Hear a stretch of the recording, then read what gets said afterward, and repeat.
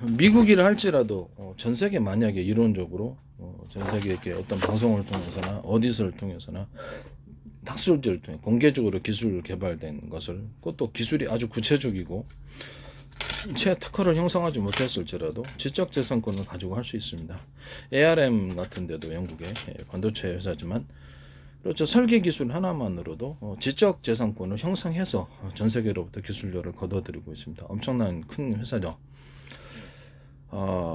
다시 한번 말씀을 드리면 ARM이 됐든 인텔이 됐든 퀄컴이 됐든 삼성이 됐든 이렇게 대만 반도체 업체가 됐든 TSMC인가 이게 뭐죠? 하여튼 도시바가 됐든 소니가 됐든 마이크론이 됐든 전 세계 모든 반도체 회사들은 제 기술을 안 쓸 수가 없습니다. 왜 그럴까요? 전기선 구조 자체가 반도체로도 들어가기 때문입니다. 신호를 증폭하는 기술도 제 거 다 들어가게 되어 있습니다. 신호를 전기선 들어가는 방식과 신호가 들어가는 방식이 똑같아요. 이게 무슨 말이냐면 어떤 것을 다중 입출력, 전기선도 다중 입출력. 이게 어쨌든 간에 좀 이따가 제가 설명을 하겠습니다. 그거는 다시 한번 설명합니다. 미국이든 어디든 자신의 기술이 아닌 것을 가지고 특허를 등록할 수는 없다. 그것도 전 세계 공표하던 그거 미국이 어떤 국제적인 힘을 갖고 있다. 전 세계는 각 나라가 각각 다 나라가 틀리죠. 그리고 얼마나 어처구니 없겠습니까? 전 세계에 다는 그럼 내가 그럼 네 기술도 아닌데 내가 너한테 그 특허를 내야 된다는 거냐? 전 세계 공표된 기술인데 그건 도둑질이야라고 다들 생각하겠죠. 우리한테 그것을 강요하는 거니? 라고 얘기를 하겠죠. 우리도 쓰겠다. 네 기술이 아닌데 왜 우리에게 특허료를 내라고 하고 니네만 쓴다고 한다는 것이냐. 이거 어이가 없다고 할 것입니다. 이게 미국이라 할지라도 안 된다는 겁니다. 영국이라 할지라도 안 되고. 왜냐하면 그것은 명백하게 남의 기술이기 때문입니다. 남의 기술을 돈을 갖다가 10억만 훔쳐도 도둑질인데 남의 기술, 제 기술은 말이죠. 이거 수십조, 수백조 기술입니다. 어떻게 인류의 패러다임을 바꾸는 기술들이 가득합니다. 작은 기술조차도 몇천억에 해당하겠죠. 근데 이런 기술을 마음대로 도둑질해서 쓰시면 이게 상당히 문제가 안 될 수가 없다라는 거죠. 그게 되겠습니까? 전 세계 각 나라에서 그냥 자기 나라가 국가 이기주의로 해서 자기 나라가 반도체도 만들고 자동차도 만들고 휴대폰 내 기술 기반으로 해가지고 만약에 만든다고 합시다. 그럼 다 만들어버리면 그만인데 그걸 어떻게 강제하고 각 나라에서 다 생산해버리죠. 자기 저가 중심으로 해서 저가 중가는 자기네들 할 거 아니에요. 다른 기술이 부족하더라도 국가 기반으로 해서 외국 기술자들 돈 많이 주고 중국에 했던 방식으로 초청하거나 기술비 그리고 저기 와서 공장 지어달라고 하거나 못 만들겠습니까? 반도체 저가라도 만들지. 그죠? 모두가 다 만들게 되면 우리나라 같은 그 수출 국가는 수출할 데가 없어집니다. 만약에 삼성이나 SK나 또는 현대 기아차나 자율주행 차가 됐든 뭐가 차 기술이 됐든 전선 구조부터 내게 안 들어갈 수가 없다. 두산이나 LG나 내 걸 갖다가 판매를 하면은 내 기술이 들어가서 전선 구조부터 틀린데 그것이 누구나 다 알아요. 제품 뜯어보면 다 알겠죠. 근데 그걸 아무도 모른다고 생각하십니까? 그런 것은 절대 있을 수가 없다라는 것을 다시 한번 말씀을 드립니다. 저는 이렇게 전기선 구조부터 반도체 회로가 된 아무 작더라도 아무리 크더라도 전기선 구조는 똑같아요. 전기선 구조는 어떤 방식이냐면 전선이 하나가 이게 들어가잖아요. 하나가 들어가면 전력을 전기 자동차다 그러면 변속기 없애버리는 거예요. 전류량을 통제해서 속도를 증가시키고 감속시키는 구조입니다. 화목연료다 그러면 펠럿 연료를 적게 주면 많이 탑니까? 적게 주면 적게 타고 많이 타면 많이 주면 많이 타죠. 연료량을 통제한다는 이 방식, 전기가 됐든 앞으로 휘발유가 됐든 경유가 됐든 연료량을 통제해서 이렇게 속도를 조절하는 방식을 사용하시면 가스다. 아니면 우라늄 분말을 좀 넣어가지고 태우는 그런 구조다. 또는 석탄이다. 석탄도 마찬가지예요. 석탄도 연료량을 통제해서 그것을 노즐을 조정하겠죠. 이런 것들은 이렇게 대중소 해가지고 노즐을 조정해서 연료량 중앙 통제 장치에서 노즐 연료량을 통제하든 어쨌든 전기 방식은 제 방식을 피하기 위해서 서로 전선의 굵기를 틀리게 해서 들어간다니까. 1단, 2단, 3단, 5단 이렇게 있잖아요. 4단, 5단. 전리 로맥 4.0이다 그러면 하나 둘, 셋, 넷, 다섯. 그럼 5단짜리가 되는 거죠. 그죠? 이렇게 속도를 조절하는 겁니다. 그럼 그 양을 전기는 어디서 그 전기를 끌어와야 될 거 아니에요. 그래서 이런 방식이 있는 거죠. 그래서 지금 현재 있는 배터리를 리튬이온 배터리 8개 정도로 분할을 해가지고 충전할 때도 방전할 때도 각각 충전 방전하면 속도가 엄청 빨라진단 말이에요. 이게 또 콘센트식으로 전원 공급기를 두는 거예요. 콘센트 아시죠? 지중에 우리 집안에 꽂는 콘센트식으로 뭐 8군데 뭐 전기 충전소에서 각각 해주면 좋은데 안 되니까 일시적으로 전류를 받아가지고 8군데로 분할해 주는 기술이라는 거겠죠. 전류를 받아서 그러니까 콘센트식으로 하시면 돼요. 콘센트를 통해서 하시면 돼요. 콘센트식으로 해가지고 이거는 이제 각각 충방전 구조고 원래 이제 전기 하나에서 이렇게 일상적인 속도로 달릴 때는 하나 정도면 충분하겠죠. 하나 정도는 이렇게 직류 방식으로 이렇게 뭐라 그럴까 직류가 아니라 직렬 방식으로 이렇게 합니다. 이게 이제 100이라고 했을 때 이 들어오는 그 전기선 구조가 수용 구조가 그러면 빠르게 다닐 때는 이 2개를 묶어 가지고 2개로 들어옵니다. 이 전선이 2개가 되는 거죠. 3개로 빨리 좀 더 3단으로 달릴 때는 3개로 4단으로 달릴 때는 2개를 합쳐서 4개로 이런 식으로 병렬 방식으로 속도를 조절합니다. 이 방식은 제 방식. 이게 어디에 들어가느냐? 반도체 기술에도 들어갑니다. 반도체에도 똑같기 때문에. 반도체보다 많이 필요한 것은 이렇게 전선의 굵기가 똑같다. 회로를 틀리게 그을 수도 있어요. 회로를 틀리게 그으셔도 재구조입니다. 그것도 역시 전류 양을 통제해서 아까 보내기 때문입니다. 이 기술이 들어간 반도체는 안 들어갈 때 한 군데도 없습니다. 지금 ARM부터 시작해서 인텔부터 시작을 해가지고 퀄컴부터 해가지고 애플 전 세계 스마트폰 만드는 회사도 그렇고 자동차부터 그렇고 모든 반도체 대만의 그 뭐 TCMC인가 그게 뭐죠? TSMC인가 이게 뭐죠? 이름이 하여튼 거기 부분도 역시 그렇습니다.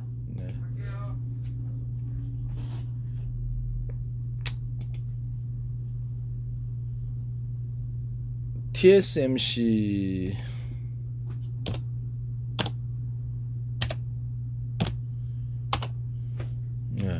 TSMC네요. TSMC 모리스창. TSMC도 그렇고 도시바, 마이크론 어디든 제 반도체 큰 회사가 500군데 이상 있는데 거기 다 내 거 써야 됩니다. 전기선 구조가 제 방식이 효율적이기 때문입니다. 속도를 그렇죠. 중간에 속도로 그걸로 이제 전류양을 전류양을 틀리게 해서 전력을 각 부품에 틀리게 해서 보내는 구조. 이 자체가 제 기술이에요. A사 레이더에 쓰고 모든 방산 기술에서 쓰고 산업기기에는 안 들어갈 데가 없습니다. 이 구조 이게 수십조 수백조 기술입니다. 10억만 훔쳐도 15만 훔쳐도 도둑질인데 남의 기술 이렇게 해서 수십조 만약에 수백조 얼마가 될지도 알 수 없고 만약에 무단으로 도용해 가지고 그걸 쓰셨으면 엄청난 벌금 구조가 나올 텐데 기술 상향권 등장하셔도 상관없겠어요. 이거 완전히 그 도둑질 아닙니까?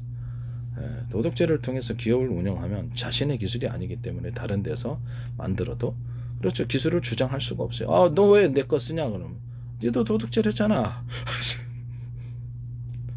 라고 그렇죠. 어디 딱 하소연할 수도 없어요. 나한테 기술료 내라고 하면은 너 미쳤냐? 네 기술은 아닌데 우리가 아는 기술인데 왜 너한테 왜 기술? 미국이라 할지라도 안 돼. 영국이라 할지라도 안 되는 겁니다. 그게 말이 안 된다는 것을 말씀을 드립니다. 직렬과 병렬을 같이 사용해서 쓰는 모든 전원 공급기, 전기 쓰는 데는 모든 기기가 됐든 자동차, 배, 항공기, 가전제품 안 들어갈 데가 없습니다. 여기서 선풍기에도 들어갑니다. 선풍기, 에어컨, 냉장, 전류양을 필요한 부품에 그 양만큼을 전류를 공급해 준다. 그것은 전선의 굵기가 100이라고 했을 때 기존의 병렬 방식은 그렇죠. 똑같아요. 똑같이 수용구조가 100밖에 안 돼요. 그래서 내가 과학적인 사기라고 이거 누가 이렇게 했지 이건 사기인데 두 군데서 들어오는데 어떻게 전류가 더 약해 똑같아? 말이 안 되지. 두 군데 창고라고 해서 100이 들어오는데 이거를 두 군데서 수용구조가 100으로 200으로 만들면 동시에 전력이 많이 들어오는 거죠. 그러면 3개로 만들면 여기서 전선을 3개로 만들면 100으로 들어오면 100을 수용하는 전선을 3개로 만들어서 한꺼번에 받으면 300이 되는. 그럼 또 다른 방식은 두껍게 처리해 주는 겁니다. 이건 뭐냐면은 8차선을 이렇게 만들었을 때 여러 군데 도로에 저 자동차가 들어오는데 8차선을 넓게 만들 수 있잖아요. 근데 하다 보니까 줄을 안 그어놨더니 막 충돌하고 막 난리예요. 그러면 그거를 갖다 차선을 그어놓음으로써 질서 있게 다니게 하는 방식이 전선의 굵기를 전선의 수를 틀리게 해서 속도를 조절한 이 방식이 되겠습니다.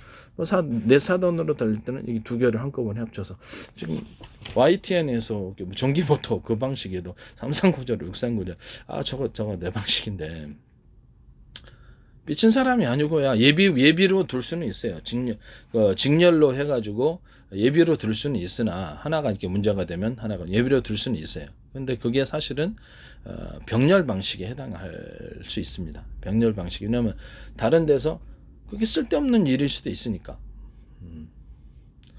그래서 그거를 하려면 또 다른 그 전류를 통제하는 부품을 또 만들어야 된단 말이에요. 어쨌든 간에 그 부분에 있어서 전류형을 직렬과 병렬 방식을 같이 해가지고 파워를 조절하고 이게 뭡니까? 변속기를 없애버렸다면 제 기술에 해당합니다. 전기 모터는 그런 식으로 만들었건 군에 그렇죠 얼마 못합니다. 얼마 못하고 군에서도 쓸 수도 없고. 그 다음에 신호 방식인데 이런 식으로 해서 이렇게 반도체 여기 안에 이제 저장이 들어가거나 신호를 입출력한다 그랬을 때 이거를 사방돼서 동서남북으로 쪼개요. 네 군데를 쪼개고 사방돼서 전류가 들어갑니다. 전류도 들어갈 수도 있고 신호도 이렇게 들어갈 수 있고 신호나 전기나 이렇게 송수신 구조, 입출력 구조는 똑같으니까 이런 식으로 들어가고 중간에 동그랗거나 네모나거나 점을 찍어서 카패시터를 없애버리고 그냥 중폭하는 구조를 만듭니다. SK 반도체에서 신문에 버젓이 있는데 네가 어쩌랴 그런 것 같은데 버젓이 내놓으셨더라고요. 아마 다른 데도 다 쓰셨을 거라고 생각합니다. 네가 어쩌랴는 것 같은데 이런 식으로 이렇게 해가지고 신호가 많이 들어요. 내가 안에를 그릴 수가 없어. 그런데 선이 좀 많이 필요할 때는 이렇게 전기선을 회로를 여러 개 그어서 전기가 많이 들어가는 방식을 선택하거나 또는 단락시키거나 트랜지스터로 해가지고 단락시켜 필요한 만큼 전류를 공급하는 그 방식을 선택하셔. 그럼 이 안에도 사각으로 이렇게 그렇죠. 이렇게 네 군데로 쪼개서 이 똑같은 구조를 만들면 전기를 축적하고 전기를 갖다 충전하고 방전하는 이런 구조가 되겠습니다. 전기를 하실 때도 이런 식으로 하시거나 이렇게 쪼개가지고 들어가는 거죠. 이렇게 신호도 이런 식으로 하시면 제 기술 구조다. 이제 이게 작은 구조가 이 방식이 되겠습니다. 여기서 확대하면 이게 되고 여기 사방돼서 들어가고 한 군데 전선이 들어갈 수도 있지만 회로로 반도체로 두 군데도 반도체를 그려놓을 수 있으면 좀 더 전량이 많이 나오거나 아니면 이걸 제 기술 구조로 피하기 위해서 두껍게 해도 마찬가지입니다. 전력을 많이 흘리기 위해서 그럼 미니 구조로 또 네 군데를 내관해서 또 쪼갭니다. 그런 방식으로 해서 회로를 그려줍니다. 그럼 엄청나게 속도가 빠르게 되는 거죠. 그러면 각각 전류를 충방전해준 이 구조가 되는 거죠. 이 각각 전류를 충방지는 이 구조가 되겠다. 이렇게 콘센트식으로 전원 공급기 만들어서 전기 충전소에서 여덟 군데 안 꼽아주더라도 우리는 전 집에서 이렇게 한 군데에서 또 꽂아도 여러 군데 쓰잖아요. 전류량을 배분해주는 장치를 만드는 겁니다. 너무 단순하죠. 이것도 제 교실 구조입니다.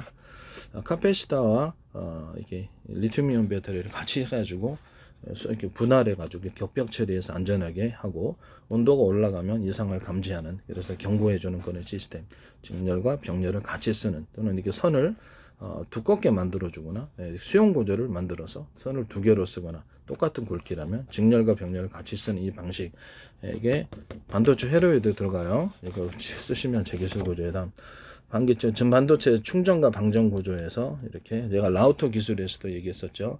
라우터에서도 똑같이 얘기를 했었는데 전기 번개도 충전할 수 있다고 이 밑에 이렇게 피레침이라고 합시다. 그럼 밑에 서브 구조로 해서 전력을 저장하지 않고 곧바로 밑으로 그냥 서브로 분할해 가지고 힘을 쪼개는 거죠.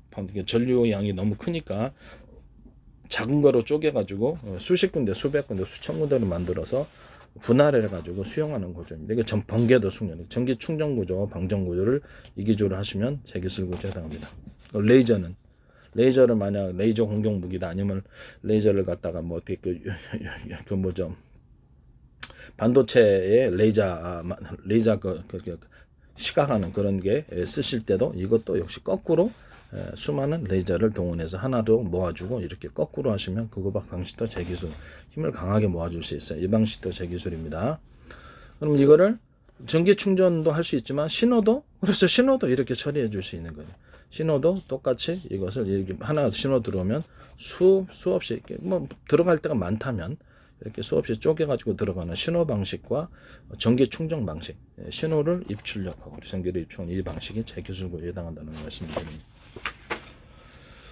하나의 파형이 그 전파를 쓰실 때 서로 하나의 전파를 지금까지 쓰셨잖아요. 그래서 그거 아니라 하나의 전파가 아니라 두 개의 전파를 쏠 때는 그렇죠. 서로 거리를 떨어져서 이렇게 쏘거나 또 3개, 4개, 5개 이렇게 쓰실 때 여러 개로 3개, 4개, 5개 써가지고 거리를 떨어져서 이렇게 쓰시는 방법.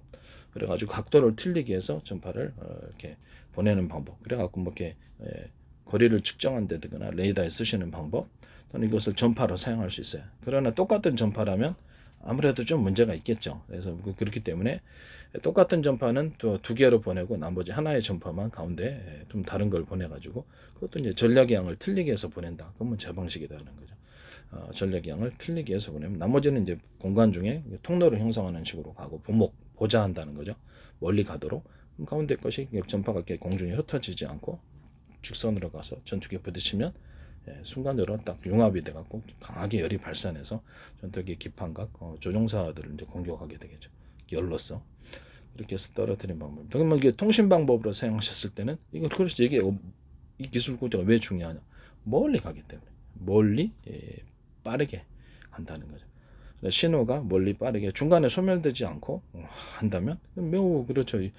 뚜렷한 방식이면 이게 전파에 있어서 매우 중요한 통신 구조로 사용한다는 거예요. 그럼 그 중에 하나는 그렇죠. 그 중에 하나 비밀번호 방식으로 드론 50대 1000대다 그러면 각각 이렇게 우리가 휴대폰 전화 100만 대로 할지를 번호가 다 있어서 각각 들어가잖아요. 이 사람이 들어가 이렇게 저쪽으로 들어가면 안 되잖아요. 그래서 인식 코드, 비밀번호, 전화번호 방식으로 해서 드론을 각각 어느 특정 부분에 연결을 통신을 할 수 있다라는 거죠. 그럼 전기 송수신 구조도 그렇죠. 전기를 무선으로 드론한테 방전해 충전해 주는 거죠. 마이크로웨이브 전파로 충전해 줍니다. 그것도 여러 개 묶음으로 전파를 해줍니다. 그래야지 파형이 틀린 여러 개 묶음으로 전파를 하지 보다 멀리 갑니다. 강력한 충전이 됩니다. 중간에 전기가 흩어지지 않고 거리를 멀리 가고 뚜렷이 갑니다. 이런 전기 송수신 구조를 여러 개의 파형이 틀린 전파를 통해서 가시는 것도 제 기술에 해당한다. 똑같은 걸 가져간다 할지라도 거리를 약간 떨어져서 똑같은 파형이라 할지라도 가운데는 전력을 틀리게 해서 이렇게 간다. 하나는 전기가 똑같이 출력이 약하면 어떤 출력을 두 개를 강하게 붙여갖고 갈 수도 있어요. 두 개를 쏜다 그러면 하나는 약간 전기 양을 적게 주고 하나는 크게 줘갖고 보좌 형식으로만 가도 세 개를 그런 식으로 가게도 되고요. 세 개를 썼다. 똑같은 전파라면 서로 전파 간섭이 없을 수가 없어요. 똑같은 전파인데 그게 문제가 안 되겠습니까? 그래서 서로 파형이 틀린 전파를 써야 되는 이유가 이게 제 방식이라는 거죠. 서로 파형이 틀린 전파를 쏘면 전파 간섭이 아무래도 거리만 띄워주면 없는 거죠. 똑같은 전파끼리는 아무리 문제가 있을 수밖에 그렇게는 얘기. 똑같은 전파라면 쏘는 방식이면 거리를 좀 떨어져서 쏴라. 이렇게 옆에 그다음에 아니면 전력 양을 틀리게 해서 쏘는 이런 전파 구조도 제 기술 구조에 해당한다는 것을 말씀드립니다. 두 개를 쐈다 그러면 하나는 비밀번호 방식으로 하고 똑같은 전파인데 하나는 전력 양을 틀리게 해서 이제 진짜 여기가 전기 송수신 구조나 신호 구조가 되는 거죠. 이 방식을 사용하셔도 제 기술 구조에 해당합니다. 뭐 두 개, 세 개인데 똑같은 전파라도 각도를 넓게 해서 펼치면 됩니다. 그러면 서로 그 전파 간의 간섭만 없으면 이것도 가능하다는 거죠. 그냥 구리선 구조로 얘기를 하면 서로 파형이 서로 두께가 틀린 구리선이 들어가는 이런 방식. 이거는 이제 펄스 방식. 이게 펄스가 강하게 일어난다는. 그래서 이 파동적인 전기관에서 모터에도 서로 굵기가 틀린 구리선이 들어가서 강력하게 증폭하는 방법을 선택한다는 거죠. 그 구리선에는 또 더 축적하기 위해서 대남 매듭 구조처럼 동그랗거나 네모나거나 특정 구간이 두꺼워서 더 강하게 돌릴 수 있습니다. 모터 방식. 이것도 제 방식입니다. 전기선인데 반도체로처럼 동그랗거나 네모나거나 두꺼운 부분을 인적으로 줘서 콘덴서, 배터리, 전봇대 구조를 삼아서 강력하게 전기가 축적하고 강하게 증폭하는 기술이란 이것도 제 기술입니다. SK에서 쓰셨던데 SK 반도체에서 그다음에 서로 두께가 틀린 그런 그 연구 자석을 결합을 해가지고 하나의 두꺼운 자석이 아니라